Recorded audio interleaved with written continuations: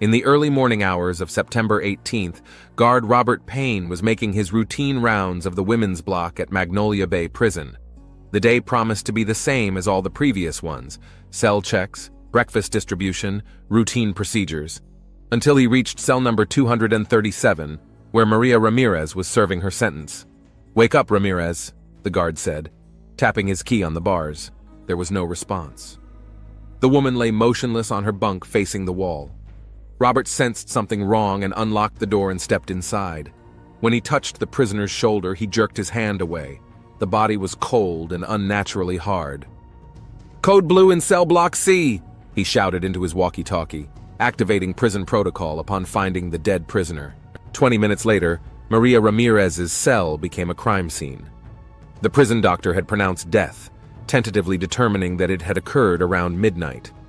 The 34-year-old inmate's body was found in bed, with no visible signs of struggle or violence. It might have looked like a natural death, were it not for strange bluish stains on her neck and the inside of her wrists. Warden Lorraine Wilson ordered the police and medical examiner to be called immediately. Her face was impenetrable, but her eyes betrayed concern. Detective Daniel Fisher arrived at Magnolia Bay at 9 o'clock in the morning tall, with a military bearing and a penetrating gaze in his gray eyes. He was known for his methodical and persistent nature. He was met by the warden, a stern-looking woman in an austere suit whose graying hair was gathered into a tight bundle.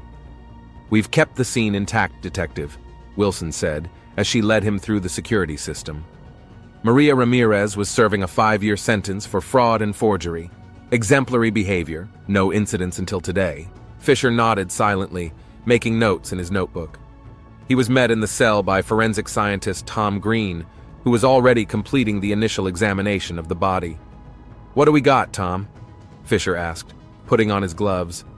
"Looks like strangulation at first glance, probably with a pillow or a soft object," Green replied. "What's odd is that there's no sign of struggle, not under her fingernails, not on her body. It's like she didn't fight back or she was unconscious." Fisher took a close look around the cell. A small space 3 by 2 meters, a bunk, a metal table bolted to the floor, a toilet and a sink. On the table were several books, photographs, letters, all neatly laid out. "Something's wrong," he muttered, examining the contents of the drawer under the bunk. "It's too clean, like someone had cleaned up before they died." A strange detail caught his attention, a wet spot on the sheet near where the victim's head had been lying. "Tom, check it out," he pointed to the expert. Green treated the stain with a special solution, which turned a characteristic color. "Saliva," he confirmed. "Could be vomit or frothing at the mouth. We need to run toxicology." Fisher noticed another oddity. Thin scratches on the floor by the bed, as if something heavy had been moved. An hour later, Maria Ramirez's body was sent to the morgue for autopsy, and Fisher began interviewing staff. The first was the guard who had discovered the body. "She was a quiet prisoner," Robert Payne said, tapping his fingers nervously on his desk. "She kept to herself, but she didn't cause any trouble. Lately, she seemed to be cheerful." "Cheerful?" Fisher asked. "What do you mean?"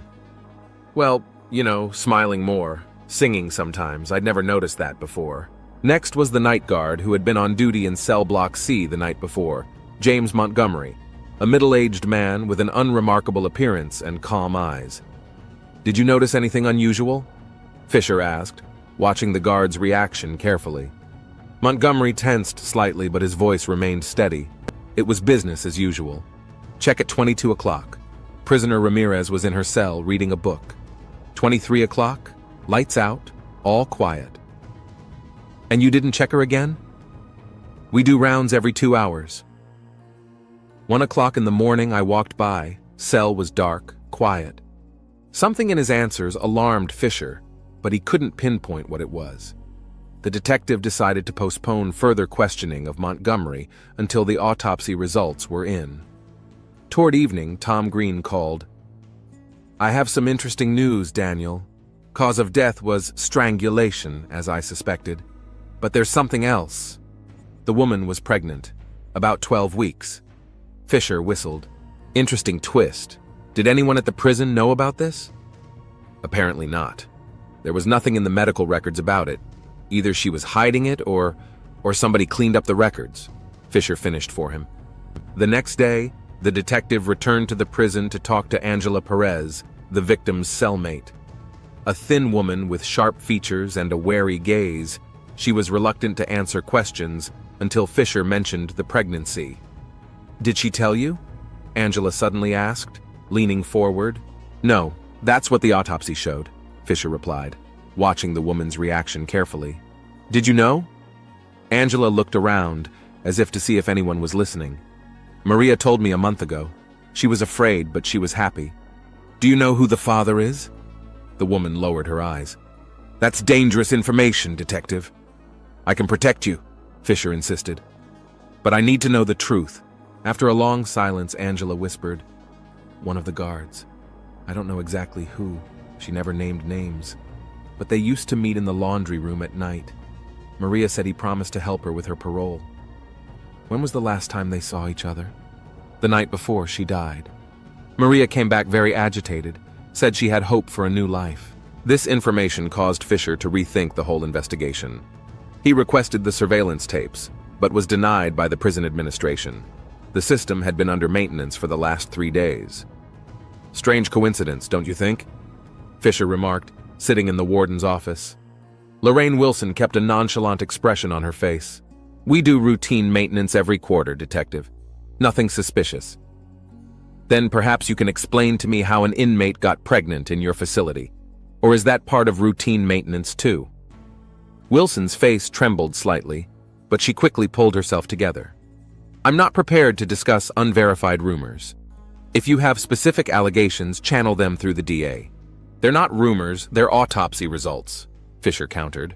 "And I want to know which of your employees had access to C Block on the night of September 17th. I'll give you a list of those on duty." Wilson reluctantly agreed. "But I insist that you proceed with caution. The reputation of our institution will suffer as it is from this incident." After receiving the list, Fisher noticed that James Montgomery was indeed on duty that night in C Block. But besides him, there were 2 other guards there, and a nurse making rounds with medication. The detective decided to talk to Montgomery again, but learned that he had taken time off for a family emergency. A call to the guard's home address went unanswered. Fisher sensed that there was much more lurking behind the walls of Magnolia Bay than met the eye. Maria Ramirez's death was becoming more and more mysterious, and the general silence and resistance of the staff only increased his suspicions. "I'm not leaving here until I find out the truth," he promised Angela Perez before he left. "For Maria and her unborn child." "Be careful, Detective," the woman replied. "Everything within these walls has eyes and ears." As he left the prison, Fisher caught the attentive gaze of one of the guards. Their eyes met for a moment, and the guard quickly looked away. His intuition told the detective that he was on the right track, but also warned him of the danger that could await him in this investigation. Daniel Fisher sat in his office with the documents from Maria Ramirez's personnel file spread out in front of him. Photographs, police reports, court records, anything that could shed light on the life of the woman found dead in a jail cell. Maria Ramirez was born in San Antonio, Texas, to Mexican immigrant parents. Her father worked in construction, her mother as a motel maid. High school, college where she studied accounting but didn't graduate due to financial problems. Then a series of low-paying jobs, a marriage to one Jorge Ramirez that ended in divorce after 3 years. First arrest at age 28 for petty fraud, forged an employer's check, probation, then a move to New Orleans in search of a new life, a secretarial job at the law firm of Bennett and Associates. Fisher frowned, studying the circumstances of the last arrest.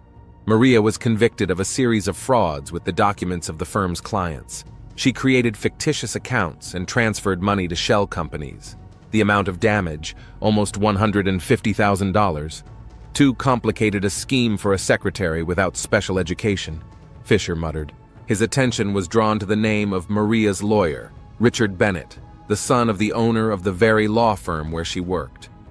It was odd that the family affected by her actions had provided her with a defense.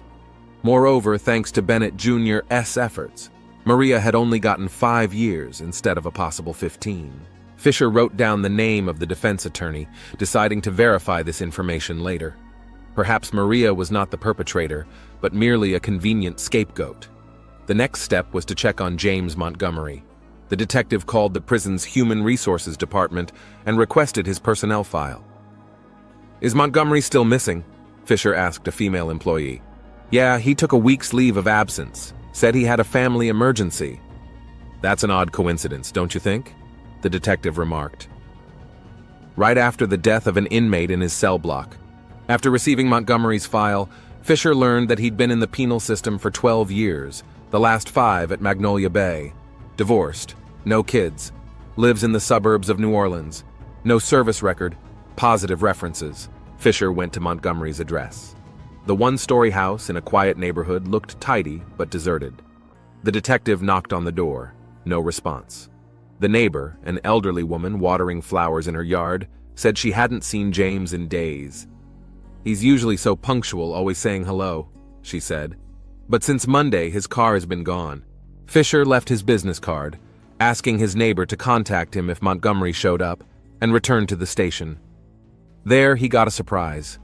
A message from an officer that James Montgomery had come to the police station himself and was asking to see the detective in charge of the Maria Ramirez case. The guard sat in the interrogation room, tapping his fingers nervously on the desk. He looked exhausted, with eyes red from lack of sleep and 2 days' worth of stubble. "Thank you for coming in, Mr. Montgomery," Fisher began, turning on the tape. "You wanted to talk to me?" "I know you're looking for me," James replied. "And I understand what it looks like, my sudden disappearance after what happened to Maria." "What does it look like?" "Like an admission of guilt," the guard sighed. "But I didn't kill her, I swear to you." "But you were more familiar with her than your position implies, right?" Fisher asked bluntly. Montgomery lowered his head, his shoulders slumped. "Yes, we had a relationship. I know I broke all the rules, jeopardized my career, but I really loved her." "And you knew about the pregnancy?" "Yes." His voice trembled. "Maria told me 2 weeks before she died. I was shocked, but happy. We planned for the future. I applied for a transfer to another prison so that when she was released, we could be together without complications." "Then why did you run away after she died?" "I was afraid," Montgomery exclaimed. "You see, I was the last person to see her alive. We met in the laundry room as usual. Maria was excited, saying she'd found some information that could shorten her sentence a lot. Something to do with her case and the people who framed her." Fisher stepped forward. "What kind of information?" "She didn't say specifically.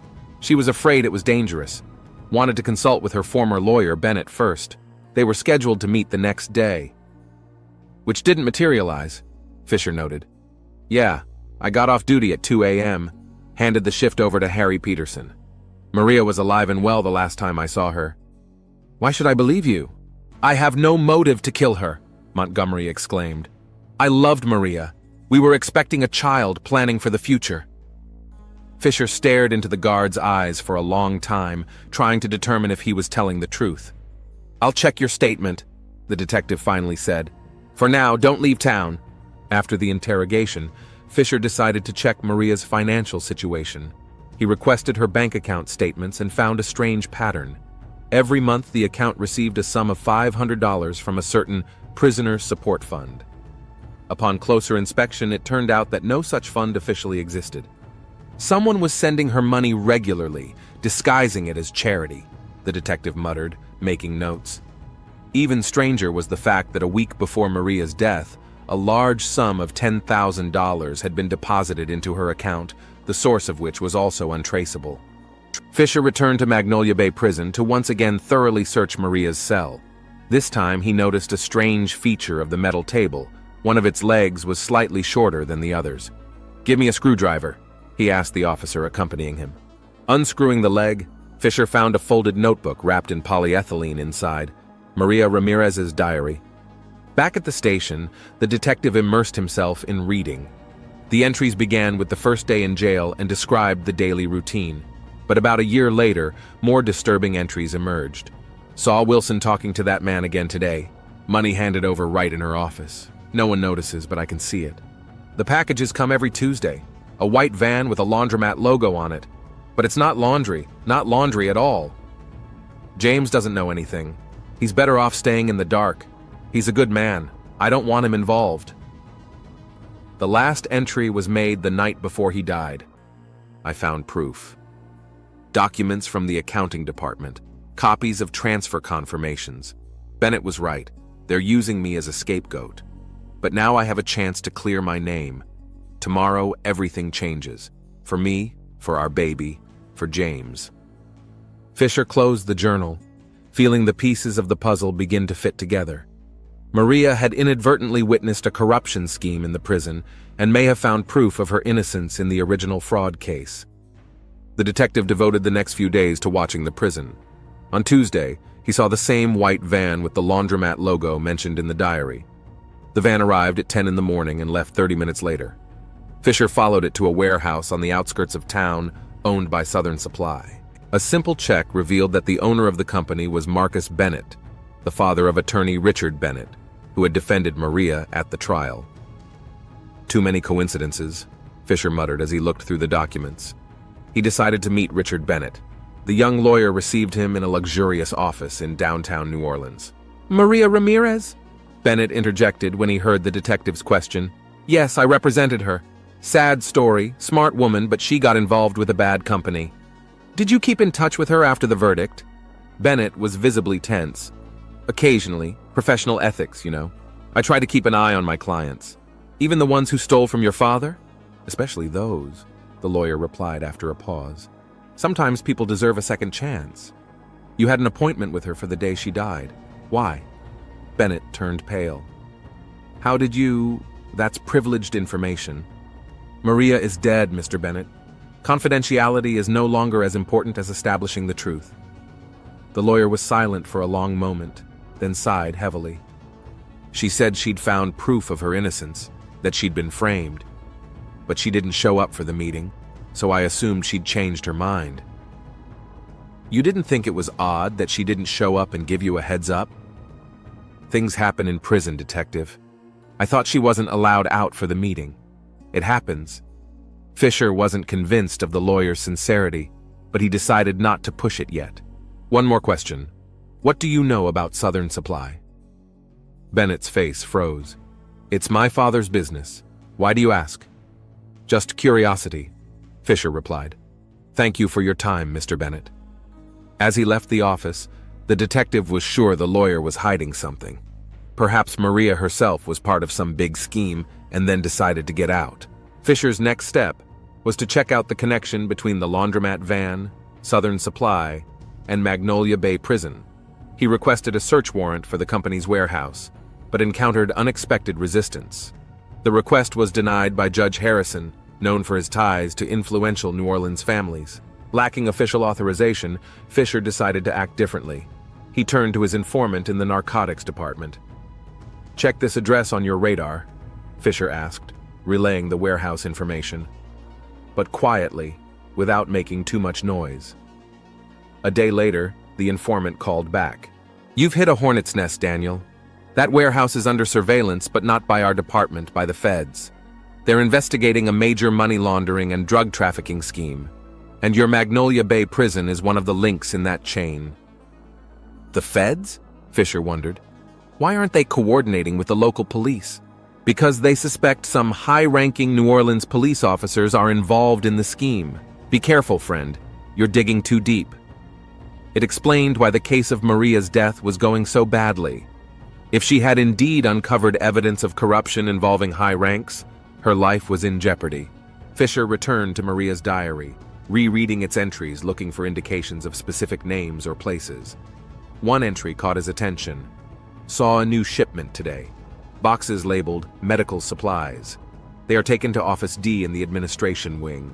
There they are received by a man in a suit everyone calls the judge."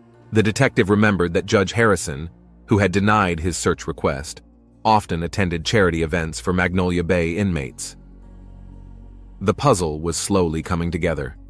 The prison was being used as a transshipment point for drugs disguised as medicine. Lorraine Wilson, the warden, was in on the deal. Southern Supply, owned by Marcus Bennett, provided the transportation, and Judge Harrison provided the legal cover. But how does Maria Ramirez fit into this scheme? Maybe her fraud with Bennett's company records was part of a larger money laundering scheme.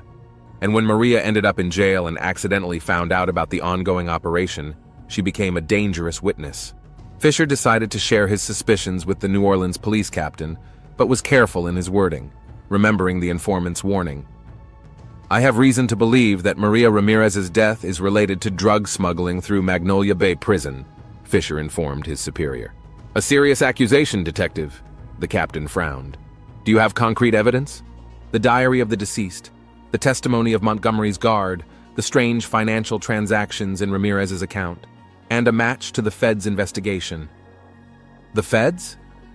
The captain was visibly tense. "Have you had any contact with the FBI?" "No, but I have information that they're conducting a parallel investigation," Fisher replied evasively. "Okay, keep working, but be careful. I don't want us to interfere with a federal investigation, if there really is one." Leaving the captain's office, Fisher could not escape the feeling that his superior was not telling him the truth. Perhaps the informant's warning had been correct, and the corruption ran deeper than he had realized. Back at home, the detective spread all the available evidence and notes on the table, trying to see the big picture. Maria's death, her pregnancy, the relationship with the guard, the corruption in the prison, the drug trafficking, it was all connected. But how exactly? Fisher's gaze stopped on a photograph of Maria taken at the time of her first arrest, a young woman with intelligent eyes and a determined look. She didn't look like a common con artist, more like someone in the wrong place at the wrong time. "I'll find the truth, Maria," Fisher promised, looking at the photograph. "Whatever it takes." The morning greeted Daniel Fisher with a call from the lab. The toxicology expert had unexpected news. Maria Ramirez's blood had traces of a sleeping pill that was not on the list of medications given to her. "A sufficient dose to put a person into a deep sleep," the expert explained. "That explains the lack of signs of struggle. She was physically unable to resist." "Who had access to the medication in the prison?" Fisher asked. "According to protocol, only the medical staff and the warden. The guards do not have direct access to the drugs." This information narrowed down the suspects and pointed to a carefully planned murder rather than an impulsive act. Fisher decided to check the night shift again on the day of the murder.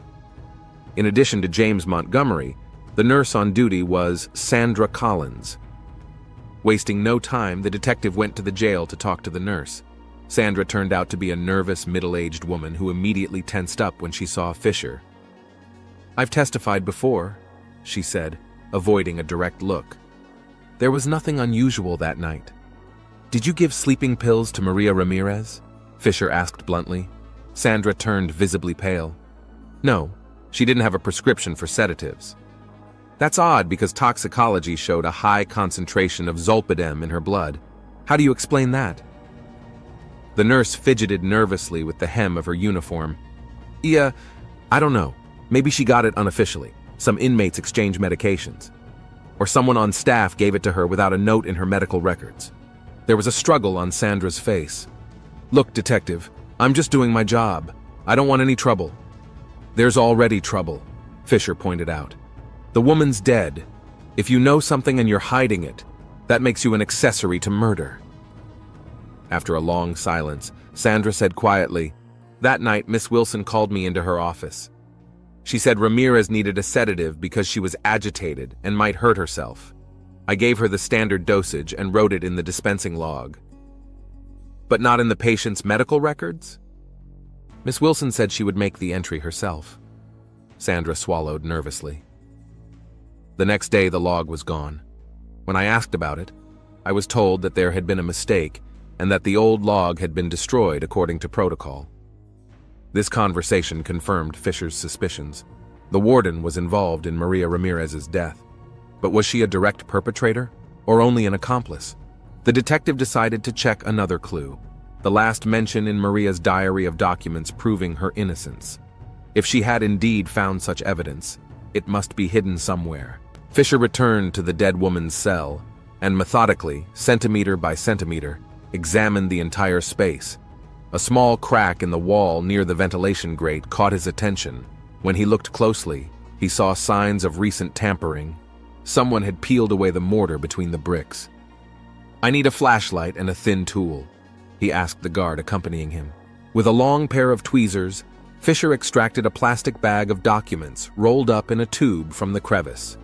They were copies of wire transfers, receipts, and memos, all indicating that substantial sums of money had passed through Southern Supply, which were then distributed to accounts associated with the prison administration. One of the documents particularly interested Fisher. It was a copy of an order transferring $100,000 to an account at a bank in the Cayman Islands. The signature on the document belonged to Lorraine Wilson. Armed with the new evidence, Fisher went to the warden's office. Lorraine Wilson greeted him with cold courtesy. "What can I do for you, detective? Are you making any progress in your investigation?" "More than that," Fisher replied, laying out the documents he'd found in front of her. "Would you like to explain these financial transactions, Miss Wilson?" The woman's face petrified, but she quickly pulled herself together. "These are confidential prison records. Where did you get them?" "They were hidden in Maria Ramirez's cell, the same inmate who died after you personally ordered her to be sedated without a note in her medical records." "These are serious allegations, detective." Wilson's voice remained steady, but there was a twinkle of fear in his eyes. "Do you have evidence other than the word of a nervous nurse and some paperwork that may have been forged? There's Maria's diary where she details a scheme to smuggle drugs through your prison. There's James Montgomery's testimony that Maria was going to meet with an attorney to turn over evidence of her innocence. And there are toxicology results confirming the violent nature of the death." Wilson was silent, contemplating the situation. Finally, she sighed heavily. "You don't realize what you've gotten yourself into, detective? This is much bigger than the death of one inmate." "Then explain it to me." "Magnolia Bay is only a small part of the system," Wilson began. "Drug operations, money laundering, all controlled by people you'll never get to. Judges, prosecutors, politicians, lots of people involved. And you decided to join this lucrative business too?" "I didn't have a choice," Wilson retorted. "When I was appointed to this position 5 years ago, the system was already in place. They just explained the rules of the game to me." "And Maria just happened to know the rules," Fisher said, "and she was smart enough to gather evidence." "She shouldn't have poked her nose in," Wilson shook her head. "That stupid girl thought she could use the information to buy herself an early release. Didn't realize the forces she was playing with." "So you killed her?" Wilson looked at Fisher with surprise. "Me? No, detective. I did order her to be sedated because I was instructed to do so, but I didn't go into her cell that night." "Then who did?" The warden was silent, as if weighing whether to give out this information. "If you really want to know the truth," she said at last, "talk to Richard Bennett. He came to the prison the night before Maria died. He registered as her lawyer, but the meeting was not in the visiting room, but in my office." This information surprised Fisher. Bennett didn't mention the prison visit when they talked. "Why would he kill his former client?" "Because his father is the one running the whole operation," Wilson replied. "And because Maria knew too much about the Bennett family. She wasn't just a client of their firm. She'd been Richard's mistress at one time. He'd gotten her involved in a scheme to forge documents and then set her up when the case started to attract too much attention. Now everything was falling into place. Maria was indeed the scapegoat in a fraudulent scheme organized by the Bennett family. And getting pregnant by a prison guard was the last straw. Richard couldn't let his former mistress, who had dangerous information, go free. "Do you have evidence of Bennett's presence in the prison that night?" "CCTV," Wilson replied. "But the footage is stored on a secure server that only I and state security have access to." "I'll get a warrant for those tapes," Fisher said. "In the meantime, you remain in custody on suspicion of accessory to murder and corruption." Calling for backup, the detective formally arrested Lorraine Wilson. She didn't resist, realizing the game was over. With warrant in hand, Fisher gained access to the prison's surveillance footage, and indeed, the cameras recorded Richard Bennett's arrival at 7 o'clock the evening before Maria's death. He spent about an hour in the warden's office, and then, more importantly, a camera in the corridor of C Block captured his passage, accompanied by a guard at around 11 o'clock in the evening. The camera by Maria's cell was switched off for maintenance, but another at the end of the corridor showed Bennett leaving the block 20 minutes later. Armed with irrefutable evidence, Fisher obtained a warrant for Richard Bennett's arrest. The police seizure team arrived at the attorney's office early in the morning. Bennett was stunned to see a detective with a warrant. "This is some kind of mistake," he muttered as he was handcuffed. "The only mistake is that you underestimated Maria Ramirez," Fisher replied. "She was smarter than you thought." At the police station, confronted with the videotapes and Wilson's testimony, Bennett finally broke down. "You don't understand," he said. "She threatened to destroy everything. Not just the business, but the family's reputation. She kept my letters where I admitted to fraud. When she got pregnant by that security guard, she figured she now had leveraged the baby and the evidence. She was ready to destroy everything I'd built. And so you gave her sleeping pills and then smothered her with a pillow," Fisher finished. "Cold-blooded murder." "I was protecting my family," Bennett repeated stubbornly. "And yet you can't prove anything against my father. He has too many connections." But Fisher had already turned over all the evidence he'd collected to the federal agents who were actually conducting a parallel investigation. A massive drug trafficking and corruption operation began simultaneously in several states. Marcus Bennett, Richard's father, was arrested at his country home. Judge Harrison, who had denied Fisher's request to search the warehouse, was also in custody. A scheme that had been in place for years collapsed like a house of cards. James Montgomery was fired from the prison system for having an inappropriate relationship with an inmate, but escaped prosecution. His testimony became an important element in the case against the Bennetts and Wilson. Angela Perez, a cellmate and friend of Maria's, was granted parole as a thank you for her assistance to the investigation. 3 months later, the court handed down the sentence. Richard Bennett received a life sentence for first-degree murder, and Lorraine Wilson received 15 years for accessory after the fact and corruption. Marcus Bennett and Judge Harrison also received lengthy sentences for organizing a criminal enterprise and corruption. On the day the verdict was announced, Fisher visited Maria Ramirez's grave. A modest monument in a low-income cemetery was all that remained of a woman who happened to be at the center of a major crime story. The detective placed a bouquet of wildflowers on the grave. "Justice has been served, Maria," he said quietly. "Now you can rest in peace." As he left the cemetery, Fisher thought about how easily the system can destroy an individual, especially if that person has no power or connections.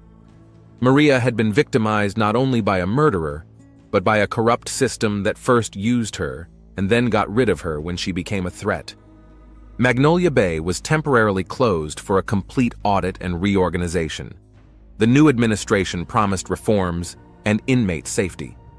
But Fisher knew that fighting systemic corruption is a marathon, not a sprint, and that for every scheme uncovered, there are a dozen others continuing to operate in the shadows. James Montgomery found work as a security guard for a private company in another state.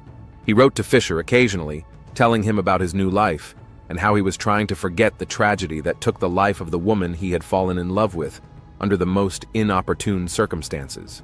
Angela Perez founded a small support group for ex-convicts after her release, helping them adjust to life on the outside. She often spoke of Maria as a woman who, even after her death, was able to make a difference in the system. Fisher himself was promoted to head a new law enforcement corruption unit. The Maria Ramirez case taught him to never take the obvious for granted and to always look for ulterior motives. And in the archives of the New Orleans Police Department, there's a new folder labeled Case Hash 438, Maria Ramirez. Inside are photographs, reports, interview transcripts, and one small diary in a tattered cover. The story of a woman who wanted to start a new life but instead unwittingly uncovered a criminal network that entangled an entire city. The story of justice that came too late. In Fisher's office, a new photograph appeared on the wall, a snapshot of a smiling Latina woman taken a few months before her arrest. A happy, hopeful Maria Ramirez, unaware of the role she would play in New Orleans history. Sometimes, sitting up late on a difficult case, the detective would look up to that photograph, as if asking advice from the woman whose death had changed so many lives, including his own, and it seemed to him that Maria was smiling approvingly back at him.